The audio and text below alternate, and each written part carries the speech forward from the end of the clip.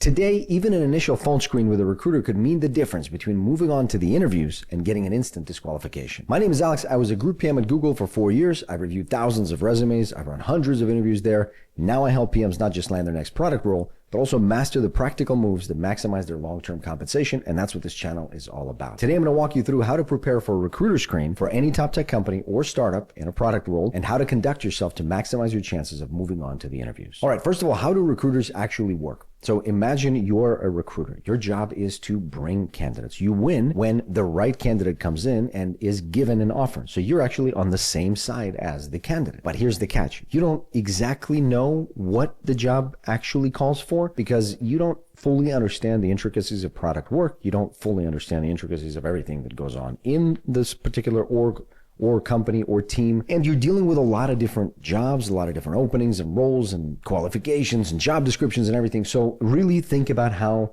recruiters actually work. They identify 1, 2, or 3 big elements that they think are important based on what they've asked the hiring manager. And they try to optimize for those 1, 2, or 3 things, and then a general match between the candidate's profile and the candidate's resume and LinkedIn and what the job description seems to call for. They're not looking for somebody that checks all the boxes. All they're looking for is someone that could win, someone that could pass the interviews. They're not looking for an absolute winner. They're looking for someone that could be worth a conversation. And that's all we want in our recruiter conversation, is just to move on to the interviews. So what does winning look like for the recruiter? It's someone where they can look at the profile and it matches those 3 things that the hiring manager explained either on the job description or separately in a conversation or email thread with that recruiter. It's really all about not saying the wrong things to disqualify yourself in that conversation and matching the things that the recruiter is actually trying to optimize for. Here's the frame that I want you to use during these recruiter conversations. Instead of trying to pitch everything about your candidacy and doing a 3-minute explanation of your whole life story,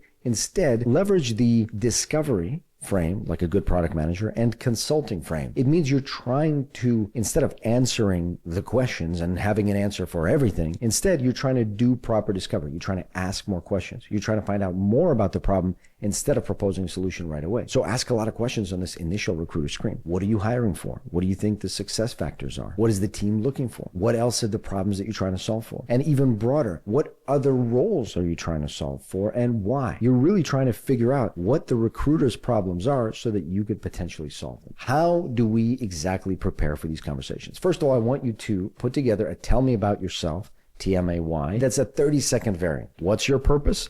To match with as many problem areas as possible. That's what you're trying to do. You're trying to demonstrate that you actually are multifaceted. You've done a lot of different things, and that's why you're interested in this particular company, because it looks like there are interesting challenges happening. And that should be true. I don't want you to make that stuff up. And if you've set that up correctly, where you've really covered the breadth and you've only talked about it for 30 seconds or very quickly, you can then transition smoothly to saying, that is what brings me here. So I wanted to ask, what exactly are you looking for in this role? What are you trying to accomplish with it? Do you know? Can you give me your thoughts on it? And another good question is, out of everything that's on the job description, because I've read it, it goes into a lot of detail, what do you think is the one thing that's the most important? What do you think? I'd love to know your opinion as the recruiter on this role. And this is an opportunity for the recruiter to actually give their opinion on what matters. And then as soon as you hear that point, you're going to say, oh, how fortunate is that? Because that's exactly what I did. And that's where you form fit it, your discovery and consulting hat. Your discovery hat primarily is going to help you actually form fit your solution to the problem that they have.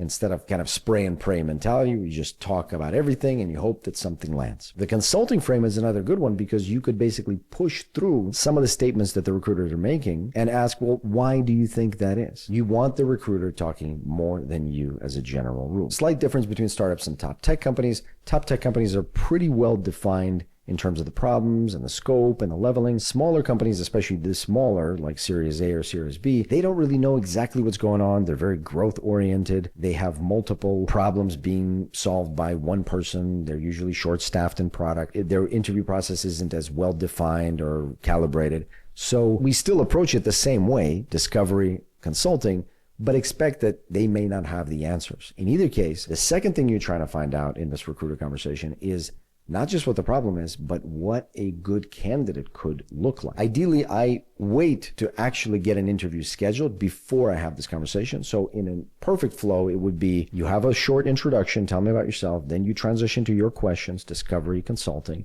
You find out every area that they're looking to hire. Then you form fit some of your background and experience into the problems that they're trying to solve. You present yourself as a perfect candidate and you say, perfect, what are the next steps? Should we schedule the next interview? And after you schedule the interviews, then you can try to get additional opportunities, such as find out what the hiring rubric or interview rubric actually looks like. What are the most important elements? What is each particular interview going to look for? How exactly are the interview rounds going to go? Whatever else you want to ask about the process that almost nobody asks about, because people forget that recruiters are in your team. They want you to get hired. Okay, one other thing I want you to do before you go into this conversation is to research this company. I'm talking about the people involved, leadership, the projects that are being undertaken, anything that they're talking about publicly. Also, look as much as you can about revenue, profitability, growth. On top of the research, I want you to prepare your behavioral stories just a little bit, because you may dig into it. You may have a recruiter that may ask you about failure or success or experience in this thing, right? The top 3 things that they're actually looking to hire for. So prepare your behavioral stories. Think a little bit about your principles. I'm talking product development principles, leadership principles. This is a valuable exercise to do in general for anyone. It's going to make you a better product manager and a better candidate, better interviewee. Remember, your job in these recruiter conversations is just to get the interview scheduled. It's not to actually get the offer. So don't overdo it. Hopefully you found this helpful. If you have any questions at all, please leave a comment below. Thanks very much for watching.